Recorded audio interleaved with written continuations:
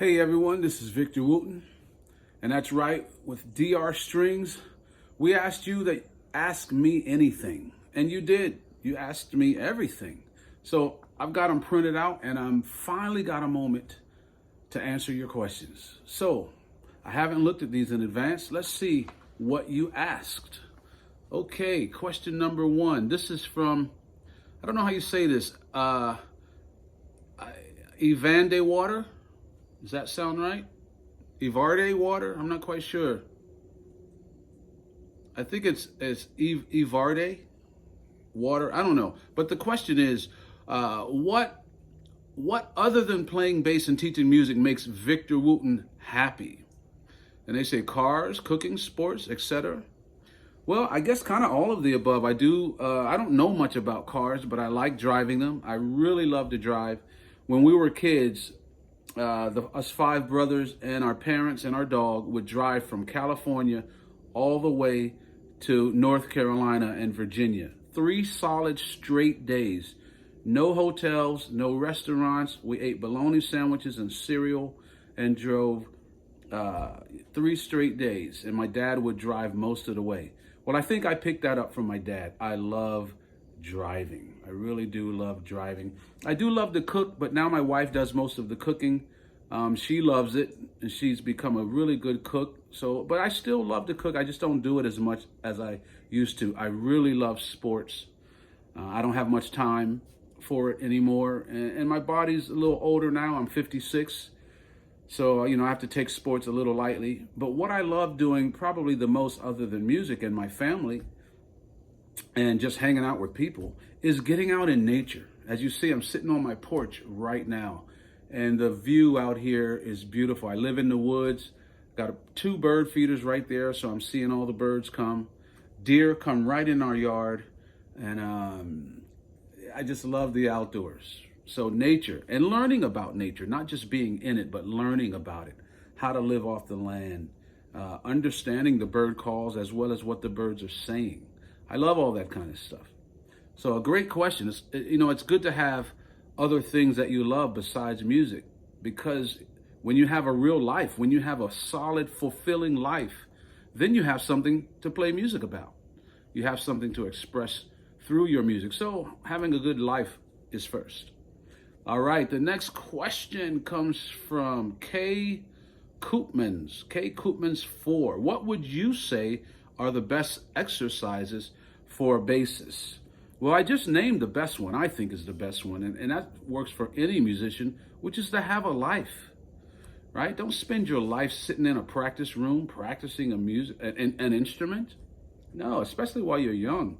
Don't spend all that time in a music room. Get out, have a life, right? So that you have a story to tell. That's really most important in my book. But if you want to get good on the instrument, there's a bunch of things you can do, and I don't really know what's best because it depends on where you want to go with your music, right? Are you a jazz musician? Are you a classical musician? Do you want to play in an orchestra? Do you want to be a soloist? Are you a vocalist? Different exercises for everybody depending on what you want to do. Jazz, rock, funk, might be different exercises. But one thing you want to know how to do is hold a steady rhythm. And then when you can hold that steady rhythm, make it groove. And you already know how to do it because you can walk. If you can walk, you have good enough rhythm, right? But using tools and practice can make it better. So have a really good groove. Probably, if I had to pick one best thing, and this would go for any musician, is to listen. Become a good listener. If you think about it, that's how you learn to talk, by listening. You didn't sit in a room and practice talking. You listened and you imitated. So the best musicians in the world are recorded, right? I can go out and listen to Ron Carter, Jocko, Stanley Clarke, Marcus Miller, right? I can hear all the great bassists. So listen to them, and you have no choice but to get better. Yes. All right. Let's see. Who is this one from? This is from Gerald Turfloff, something like that. I hope you know who you are, but thank you for this question. Are you tempted by polyrhythm and non-Western scales? Yes and no. I don't feel tempted. I just like them, right? I like them. We have a lot of scales in our Western music, but, just the same way that other countries have different words, and it's nice to learn them. Some of the words are similar, some of them are totally different, right? Learning other scales and other musical systems, very, very powerful. And you can add it to your own rhythm, to your own system. But yeah, I was thinking about rhythms. Learn these rhythms. Learn the rhythms of India. Learn the rhythms of South America, of Spain, the flamenco rhythms. But they also use some different scales there. So yes, I don't feel tempted, but yeah, maybe I do feel tempted. Maybe I am tempted. I just know I like them. I like them a lot. Yes, Gerald, I like them. Who is this? This is the Max Dude. What's up, Max Dude 77? Let's see what you got for me. What's generally, I'm going to learn to speak one day. One day I'll learn to speak English. What's generally your philosophy or thing you do on overcoming anything that's stopping you from doing something you want to do? What am I doing to overcome whatever's stopping me from doing what I want to do? It depends on who's stopping me, right? If I want to do something and my wife says no, then she's stopping me. More than likely, I'm not going to do anything to disobey her. If she says stop, more than likely, I'm going to listen first, but then I might ask why. Why is this thing stopping me? Is it me who's stopping me? Or if someone else or some other thing is stopping me, I want to find out why. But the first thing to do is listen. Listen to the why. And then that'll help you solve the why. But if it's some desire that you want, or maybe you're nervous or shy or whatever, ask yourself why. Why are you nervous? Why you're shy? And be honest, right? In many cases, we're nervous and things on stage because we haven't really prepared enough. That's one reason we might be wanting to stop ourselves, because we're unprepared. Just really prepare and know yourself, know your skill and your craft, know your instrument, and then you'll be less nervous. Sometimes we get shy or nervous because of what we think other people will think, right? If you're playing music, people came to see the real you. And if you're like me, the real you makes mistakes. So don't be afraid of making mistakes. People paid to see you do that. In other cases, we may not know what's stopping us. But then if something is stopping you, take a break, right? Maybe you just go and do something else and come back to it and then still see if something is stopping you. But the main thing is to figure out what is the why. What is the why? And many times we'll just find out that I'm just lazy. That's why. I've been trying to learn Spanish since I was about 6. And I've been lazy. But I'm finally learning it now. Finally doing it. I can ask for orange juice, and then I know how to ask for the bathroom after I drink the orange juice. 2 important things. I can ask that in Spanish. Anyway, good question. Who was that? That was the Max Dude. The Max Dude. Now we have Coddle Warren. Coddle Warren. All right. Are there memorable experiences where you positively influenced a young, aspiring musician or musicians? Yes. I'm fortunate that I get to teach a lot. And it's a really, really good feeling that you know that you can inspire someone. And I've been running music camps now for 21 years now, actually. And we get to inspire people, not just me, but all the instructors. We get to inspire people all the time. But here's something to think about, Coddle, Mr. Warren, Mrs. Warren, whoever, Warren. Here's something to think about. You are always inspiring people, okay? But you can also inspire someone to do something, or you can inspire someone not to do something, right? But you can't go through life without influencing. Influencing is another word for inspiring. We just think of inspiring as something positive that's going to make me want to do something good. But you can inspire people to do something good by not doing what you're doing, right? If you're just going around mumbling and cursing and having a bad day, that's inspiration to me, because you're showing me how not to act. So we don't want that kind of inspiration, right? So we want to inspire people to be the best they can be. And the best way to do that is being the best you can be, right?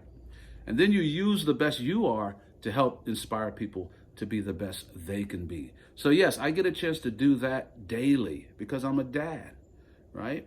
And as parents, we make mistakes, but we're always trying to inspire our kids to be their best, which should be better than the parents, right?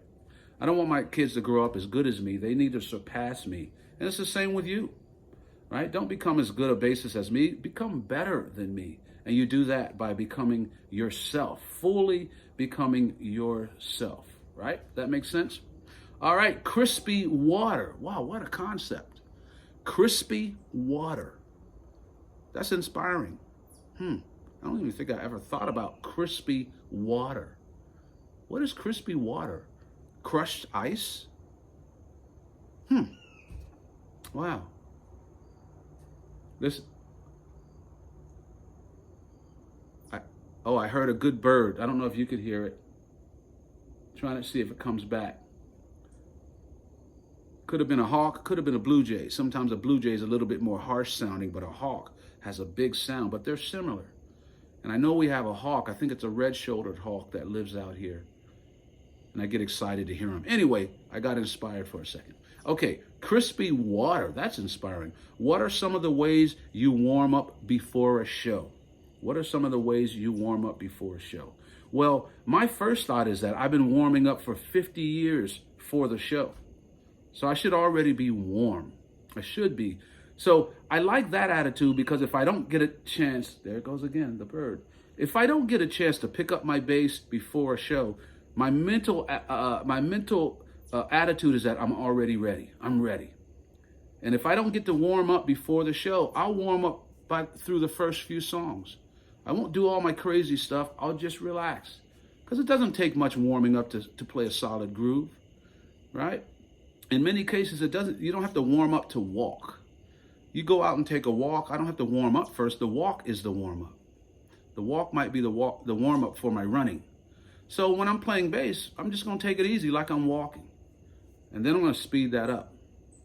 It's interesting. I'm hearing some bird alarms, and then I'm hearing other birds get quiet. So I think the bird I heard was a hawk, because sometimes the other birds, the smaller birds, will either send a short alarm, a small alarm, and then they'll hide because they don't want the big hawk to eat them. So I'm hearing a few bird alarms, and I'm also hearing some of the sounds. I hear some insects, but I'm hearing the bird sounds go down. So anyway, where were we? Crispy water. But if I'm going to warm up, I like to warm up my whole body before a show.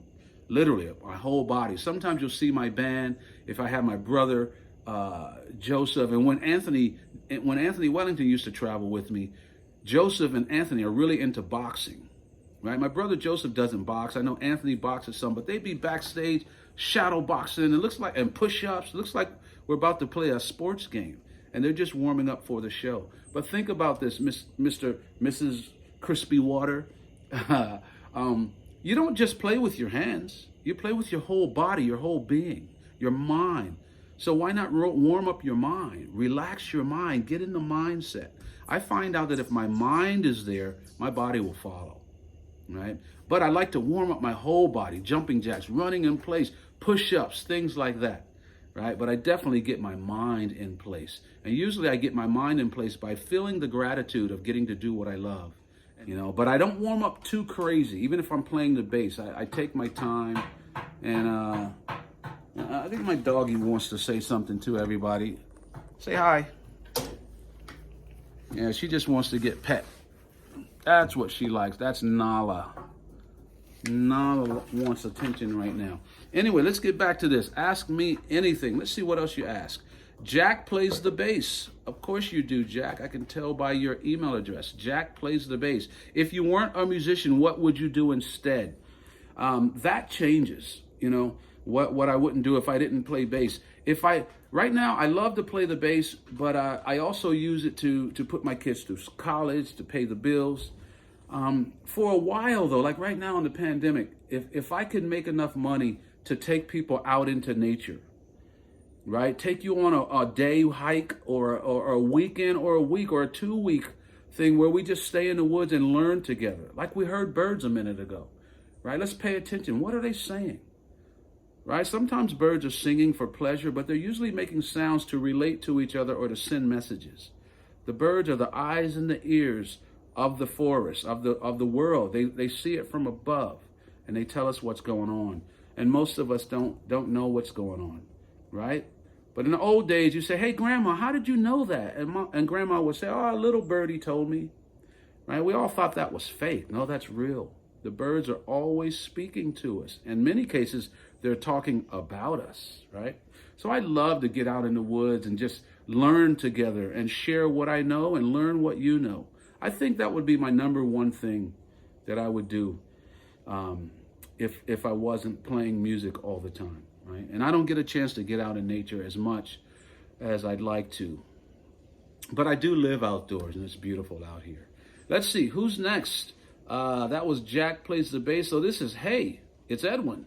Hey, it's Edwin. Hey, Edwin, it's Victor. Edwin says, I can't seem to increase the speed of my double thumbing. How can I be as musical and fast like your double thumbing? Your answer is in the question. Be musical, right? And most music doesn't need fast double thumbing. So why are you learning it? Ask your friends who don't play bass, what are you looking for in a bass player? And I guarantee you, none of them, zero, none of them will say, I need you to double thumb really fast. No one will say that. So why are you learning it? Now, there are good reasons for learning it, but your reason might just be because you saw me do it. It's not a good enough reason, right? If you have music to play, then you'll learn to do it. If you have music to play that needs double thumbing, you'll learn it. For example, I mentioned earlier that I'm learning Spanish. In Spain, Mexico, Latin America, they know how to roll their R's. Little kids, 2-year-olds, 3-year-olds can do it. I can't do it, right? But if I go there and move there for a couple of months and I have to do it to speak, I'm going to learn to do it. Right now, I don't really need it, you know? I can speak to you in Spanish and you probably don't need me to roll my R's, but over there they do. So when I have the need, it'll come. So the first is have the need. But the real answer, really, the other real answer is to practice it slowly. Just practice it slowly. Put on a metronome so you know how fast or slow you're going. And then next week, speed it up. But always do it to a song. Don't just sit there and, you know, move your fingers like you're just practicing walking or practicing swimming, but you're not even in the pool yet, right? Play some music, but get it at a tempo that you can groove with it. And then every week, speed that up. Main thing is have a reason for it, okay? Don't just do it because bass players like it. Bass players don't hire bass players, right? Bass players will get you fired. If you learn all the stuff I do, you'll get fired, right? A singer, a horn player, a keyboard player, they just want you to play a solid groove. And I'm sure they don't want double thumbing. But learn it anyway because it is fun. Anyway, let's see. Muted bass. Muted bass. Okay. I can't seem to... Oh, that was muted bass. That was muted bass. Muted bass asked about the speed of the double thumbing. Okay, I got it mixed up. So muted bass, that last comment was for you. Actually, it was for everybody, but muted bass. Practice slowly. All right, so Jack plays the bass. See, I missed that one. If you weren't a musician... Oh, I did get that one. Hey, it's Edwin. Oh, it's... I'm all screwed up today. Okay, slow down. See, I was talking about slow downs. Breathe. All right. Jack Plays the Bass said, if you weren't a musician, what would you be instead? I answered that. I'd be leading people through nature hikes. Hey, it's Edwin said, what are the secrets for getting a good groove to build off? What are the secrets to getting a good groove to build off, whether it be at drums, bass, etc.? And he says, P.S. I met you earlier this year at the Jazz Festival in Folsom. Very cool. Well, good to see you again. I remember that, Folsom. I think, wasn't I there with Steve Bailey and Greg Bissonette, I think. Anyway, Jack Plays the Bass. The secrets to getting a good groove is to dance, okay? Is to dance. Here's the thing. When a song comes on that makes your body move, your body doesn't have to ask any questions. Your body takes over, not your mind. Where do I put my foot to start dancing?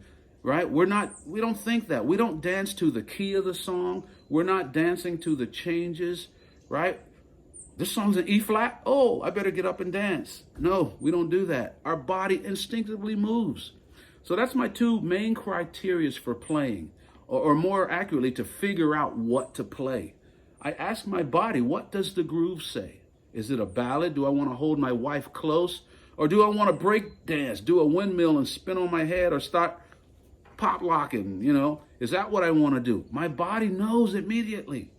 My brain has to ask questions. What key is this in? What note is this? What's the chord? Too much thinking, just dance. Your dancing, you don't have to know how to dance well, right? That's the cool thing about dancing. Your body just moves, right? So let your body tell you what the groove is, and that is easy. Oh, I mentioned 2 criteria that I use. One is I dance. I let my body tell me what the groove is. But then when I figure out what to play, I let my mind sing. What would I sing over this? Right? That's how I come up with melodies and things like that. What would I sing? Or even solos, make them singable. Right? Easy. Easy. When you're going to go sing something, you just start singing. You're washing dishes, driving the car, your song comes on, you start singing. You don't say, oh, what key is this? Oh, this is too high. Oh, no, it's low. This B flat, I only sing in B. Nah, you just do it. Just do it. You know how to groove. All right, where am I?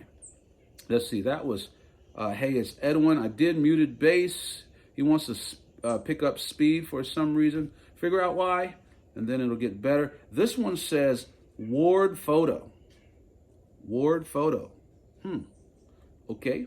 What is your most treasured recording you own? Wow. The most treasured recording. Right now, I have some recordings of my parents' voices. Those are definitely treasured. But also, my brothers and I found a recording of a demo we made back in the 80s, the mid 80s. And this guy that, we found a guy who had maybe the only remaining copy of it. And my brother Rudy, who sadly passed away too young, who played sax, he played 2 saxes at a time, alto sax and a C melody. Most of you don't know about a C melody sax, but he played them 2 at a time, and he was our horn section. So we're playing James Brown, Earth, Wind and Fire, Chicago, I'm a Soul Man, ba-dum, ba-dum, ba-dum, ba-dum, in harmony, right? So anyway, we found this recording that I have. And it has a demo we did, and Rudy's on it, and we were young, and man, we were good. Wow, so it's amazing to find this recording. So at the moment, because that's the freshest one that I have, that's the most treasured one, it feels like it. But I'd give that up to keep the recordings of my parents' voices. Oh my goodness. And that's one of also the reasons I put them on my records. Not only are they so wise, and they're all saying things you need to hear, but I just want to have records of their voices, and I want my kids and their kids to have records of their grandparents and great-grandparents' voices, right? So those are some of my most treasured recordings. I've got to go teach a little bit. Basically, I'm just going to listen to some people play and then make comments. Steve Bailey and myself are going to go do that. So I'm going to take a break, and I'll come back and answer some more of your questions. I thank DR Strings for putting this together. A great string company, and even more, they are great people. What does DR stand for you? How about do right? Let's do right now. And I'm going to do right and go to my class. I'll talk to you later, all right? Thank you for your questions. Okay, I'm back. All right, you probably didn't even know I went anywhere. Maybe with the magic of editing and all that stuff. This is just a continuation, but I went and taught a class all the way from Tennessee. I was teaching a class in Spain. Well, not really teaching, but listening to people play and making comments. And I'm going to give you a piece of advice. I could tell that the percussionist didn't know the lyrics to this beautiful ballad. I could tell she didn't know. And so I asked her, did you know the lyrics? And she said no. It's a mistake, right? Imagine scoring music to a movie and you don't know what the movie's about. How can you score good music for a movie if you don't know what the movie's about? You need to know what every scene is about, what the dialogue is about. It's the same in a song. It's the same in a song. If the song's 3 minutes long, we need to make a 3-minute movie out of that song. And if you're playing bass, keys, drums, whatever, know the lyrics. Know the lyrics. Okay, enough of that. Let's see. What is the next question? The last question, I think, was that was from Ward Photo.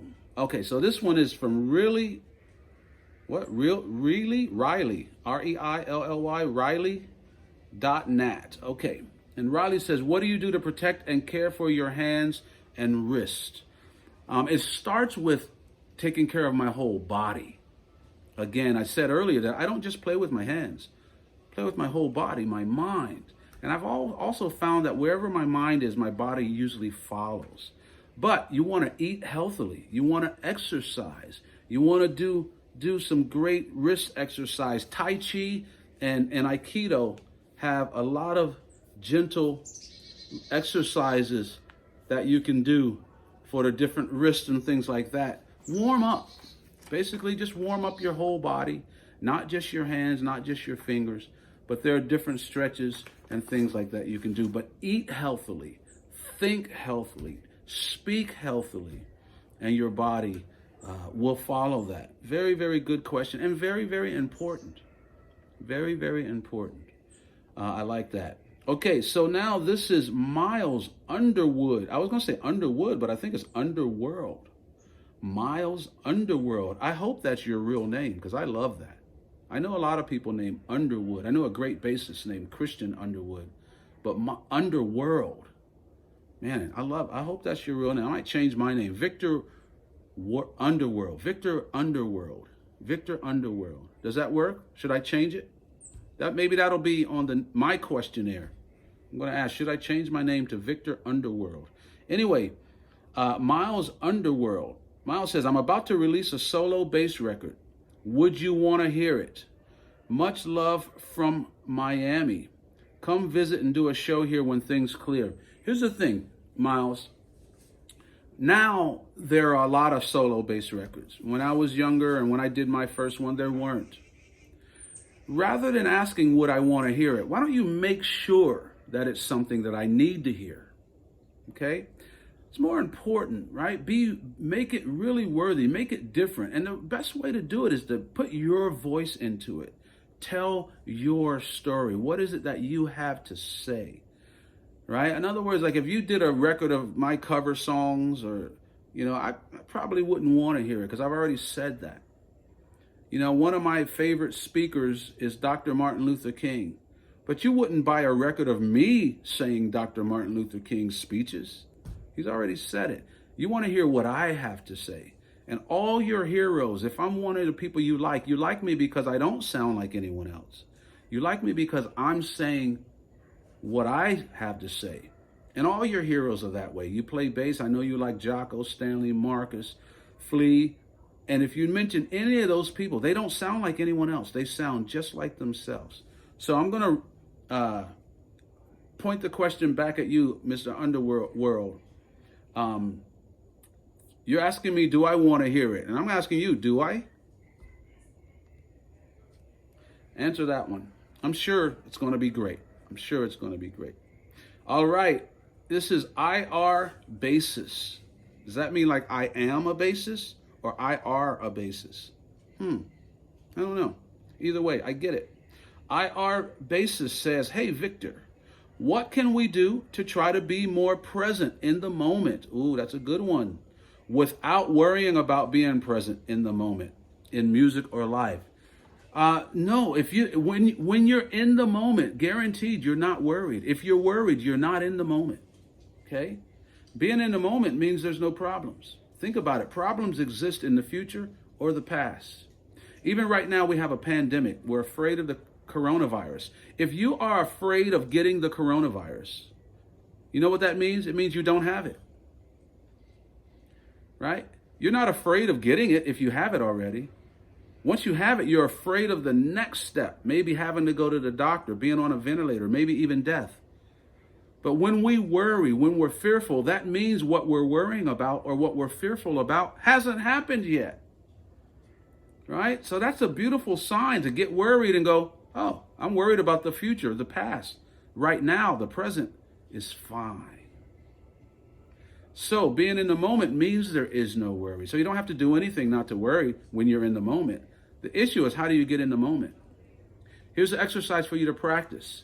Do this a few times a day, minimum twice, but maximum however many you want. Stop whatever you're doing and just say, what am I missing?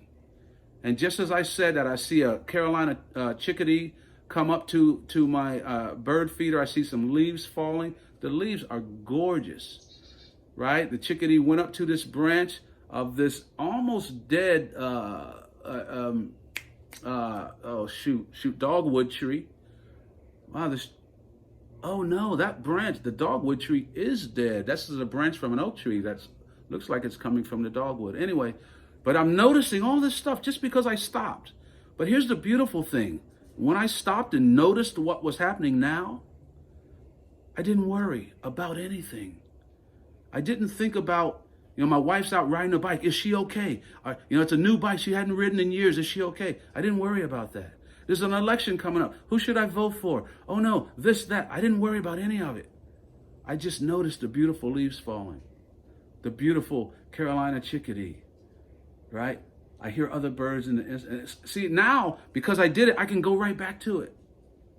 I see the hammock through the trees. That's my neighbor's hammock. I can barely see through the trees, right? Being in the moment takes all your worry and fears away, right? Practice it. Stop a few times a day and ask, what am I missing? And don't just look, listen, feel.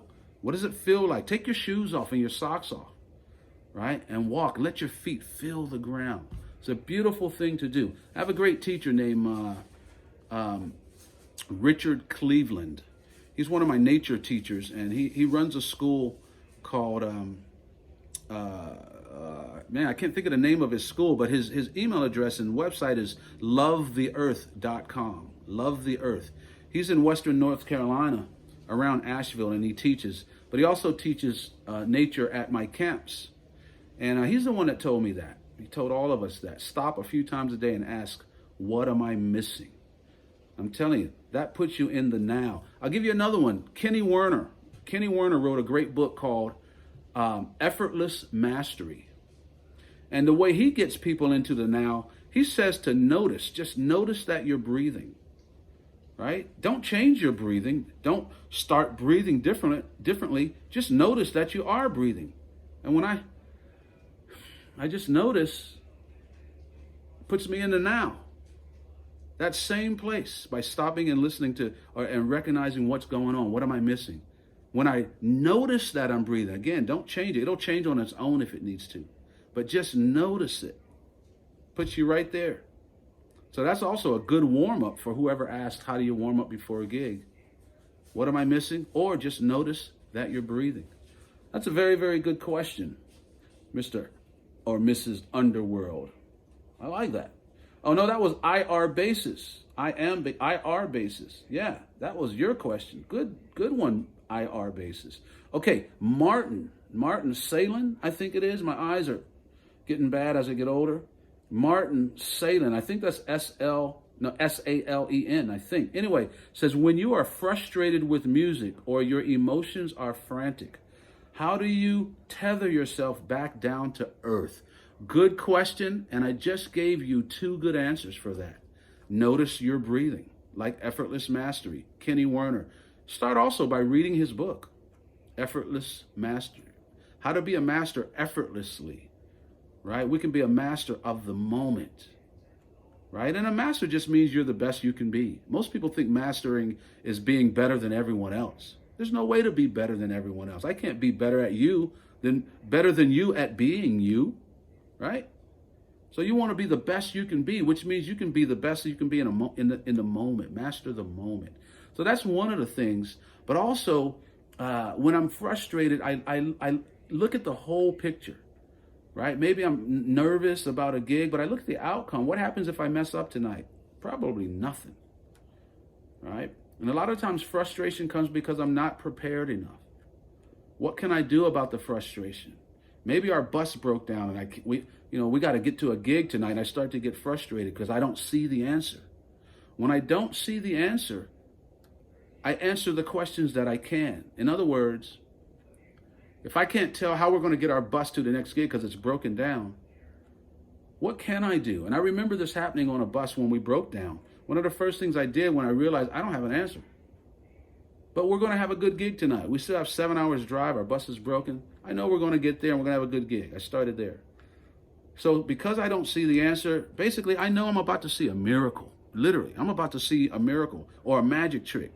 And there's always an answer to the magic trick. There's always an answer to the miracle. I just don't know what it is.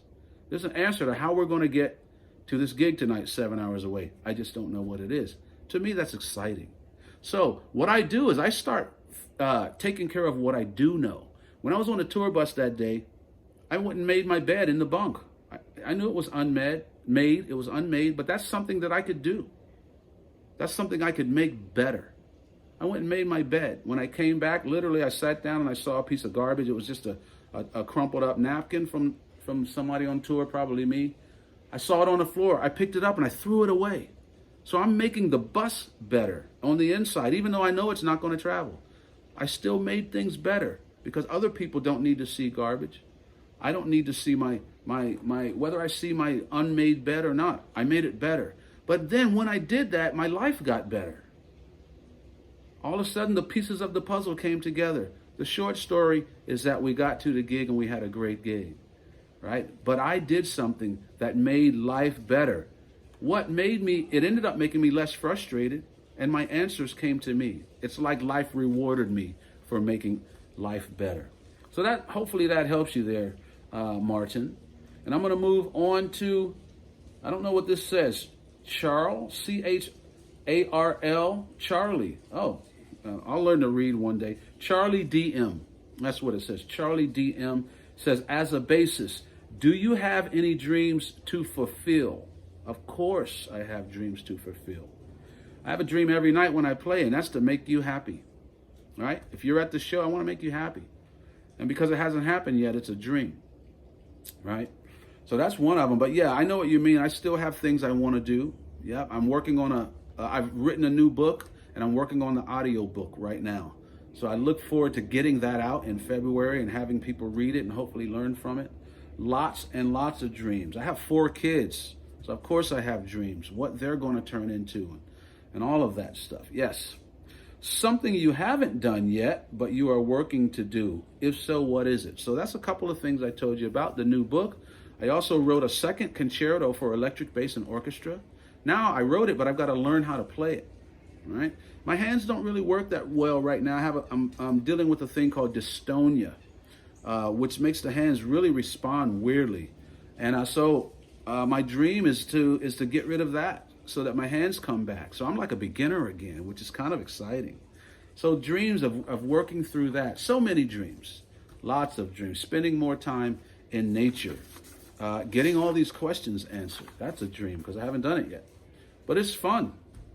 I remember when Annika and Mark from DR said they, wanted to do this, ask me anything. I'm like, yeah, this would be fun. And I said, I don't want to see the questions in advance. I just want to know. I just want to see them so I can answer them spontaneously. So that was like a dream. It wasn't like I kept it in my mind the whole time, but it was exciting. But I do have many, many more dreams, and you're going to get to see some of them. All right. So let's see. Who is this? This is MPISMPA something 97. I can't really tell if it spells anything, and it's written really small. Anyway, but it says, how do you promote your music? Well, one of the things is you do it for me. If you hear me do something that you like, you go and you tell your friends, or you share it on Spotify or whatever. That really helps. I really appreciate that. Really, really do. But nowadays, a lot of it is done on social media. If I have something musically I want to say or talk about, I might post it on social media. Even today, I posted something that I want to go to tonight. Ron Carter, I'm sure it won't be tonight when you see this, but Ron Carter is going to be online teaching how to produce a jazz record. Great bassist. Ron Carter has played on more jazz records than any other bassist, alive or dead. He knows how to do a jazz record. So I'm going to be watching that tonight. So social media, I believe, is the best way these days. You know what? Even better than that is being someone that people should listen to. Be really, really good and be really authentic. Lead a good life. My mom would tell us boys, treat life right and life will treat you right. Yeah, so life knows more than us. So if you lead a good life, life will take care of all the things you need. But you do have to pay attention, and we do have to act, right? I can't just sit here in my rocking chair and expect to have a career. You know, I've got to do things. But you'll know what to do when you lead a good life, because life will give you opportunities. So I believe social media is a big one right now. Is a great way to put out there. But be aware and be careful. Be discerning. Be aware of what you're posting on social media. We put everything up there, and everything doesn't need to be put up there. The reason being is that if you want a job, whoever's going to hire you is already looking at your social media page. They're looking at who your friends are, which posts you've liked or disliked, all those things you say that you think no one's watching. People are watching. And even if you erase it, it's still there. If you know how, we can go back and find what you deleted. So don't even say it, right? Only strive to make things better, right? And you may not be making things better if you just tell how bad your day is. Okay, go tell a tree. A tree won't talk back, right? And a tree's a good listener, right? But even more than just complaining about it, ask for help if that's what you really want. Ask for help. And even in the asking, the solutions will come, right? But be aware of what we post on social media. But that is a good way to reach out to people. And the thing is that we all have equal opportunity when it comes down to that. All right, Simon Wood, right? Simon David Greenwood. That's what it says. Simon David Greenwood. I think Simon was asking what my favorite bass guitar in the world to play. Whatever I'm playing right now, I'm going to make it my favorite, because you want to hear. You don't care which bass I'm playing. You just want to hear good music. So whatever you're playing, you want to make that your favorite. Let's see. Who is this? Mason? I can't tell what this says. I think it's Mason. Mason, H-N-E, Prude. I can't tell. Anyway, he says, Victor, how culturally and musically important are the Almond brothers? Thanks. That's a question for you to answer, right? For my answer, they're very important, or else you wouldn't be asking. The fact that you know about it means they have something to offer and something to learn from, even if you don't like them. But I love them, right? One of my favorite musicians in all of life is a young guitarist named Derek Trucks, right? Derek Trucks would not be here without the Almond brothers. So like or dislike the Almond brothers, they produced Derek Trucks, right? One of,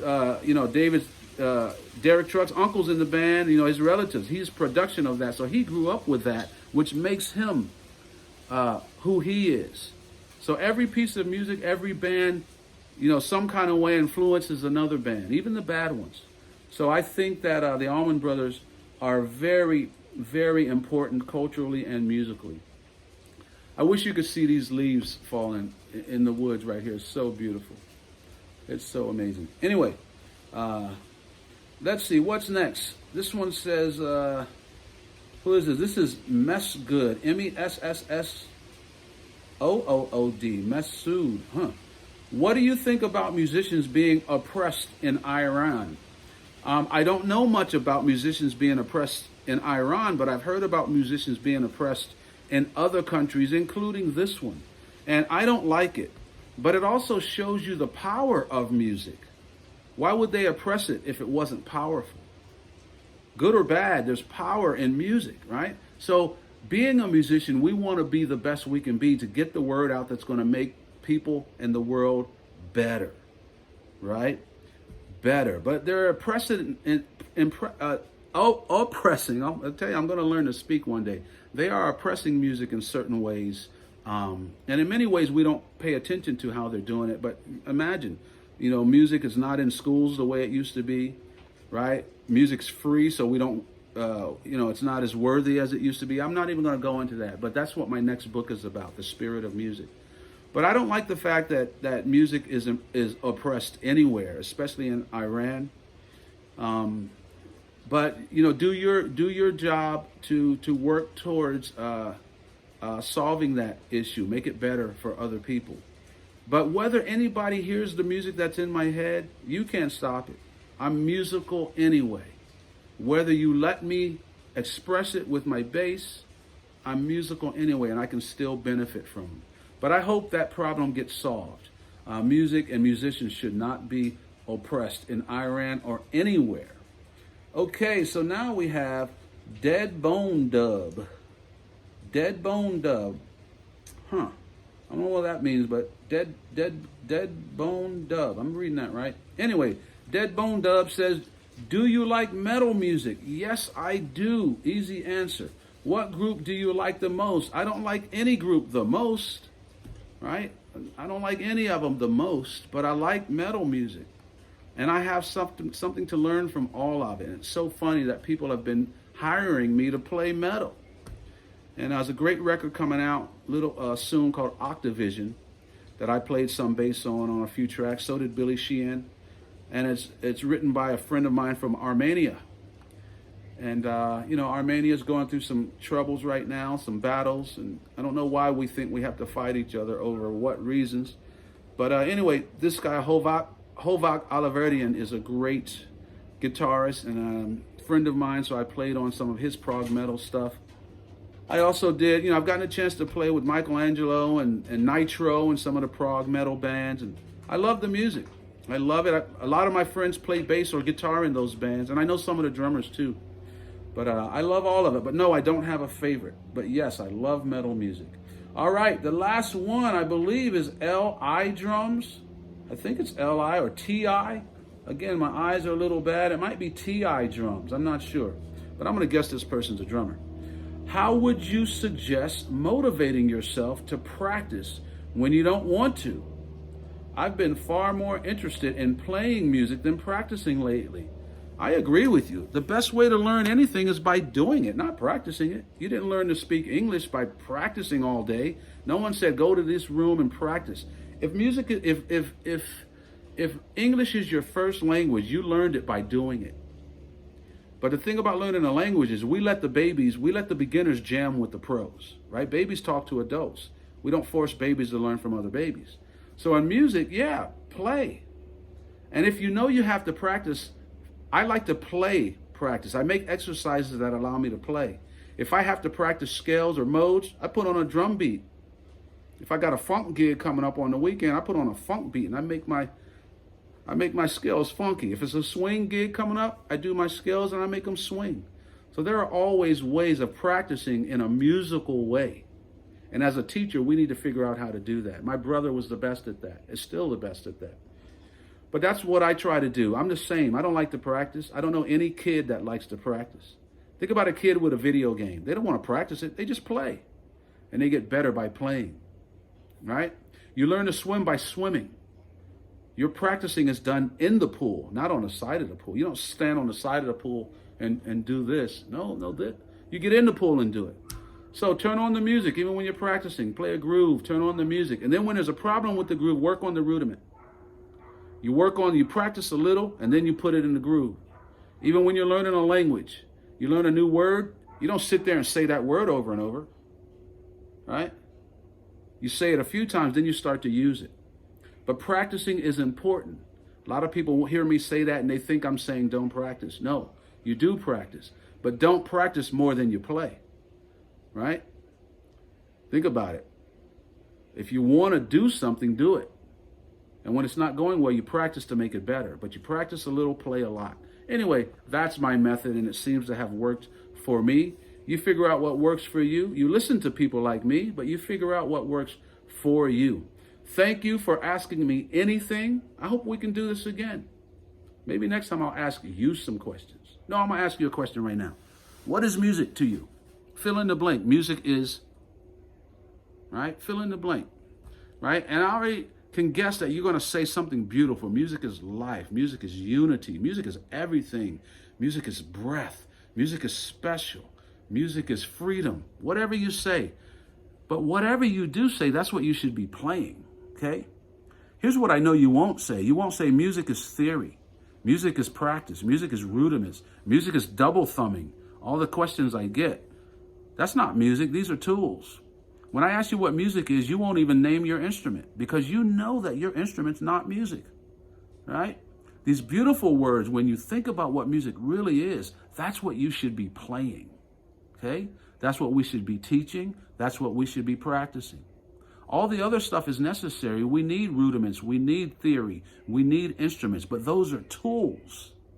Those are tools that help us express music. But most of us, we put the tools first. And we all forget that we're supposed to be playing music. All right? So whatever word you say music is, play that, teach that, and be that. Then your life will be grand. Then you won't have to ask me questions anymore. You'll know it all. And then we'll be asking you questions. Much love to you from DR Strings and Victor Wooten. DR and VW. Peace. I'm out.